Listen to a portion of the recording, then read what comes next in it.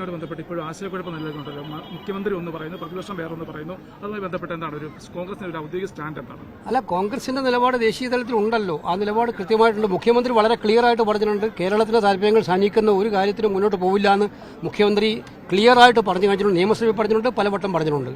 അതിനപ്പുറത്തേക്ക് ഇപ്പോൾ പോകേണ്ട കാര്യം എന്താ ഉള്ളത്? അക്കാര്യത്തിൽ ഒരു ഏകപക്ഷീയ സർക്കാരിന്റെ കയ്യിൽ നിന്ന് വിട്ടുപോകുന്നൊരു സാഹചര്യമാണല്ലോ നിൽക്കുന്നത് ഇപ്പോഴത്തെ ഒരു വ്യവസ്ഥകളൊക്കെ വായിച്ചു കഴിഞ്ഞാൽ പലപ്പോഴും. അല്ല, ഇതിനകത്ത് ഞാൻ പറഞ്ഞല്ലോ, ഇക്കാര്യത്തിൽ കേരളത്തിന്റെ താല്പര്യങ്ങൾ സംരക്ഷിക്കാതെ ഏതെങ്കിലും മുതലാളിയോ കോർപ്പറേറ്റ് ഉടമകളോ സംരക്ഷിക്കുന്ന രീതിയിൽ UDF സർക്കാർ മുന്നോട്ട് പോകില്ല എന്ന് മുഖ്യമന്ത്രി പറഞ്ഞിട്ടുണ്ട്.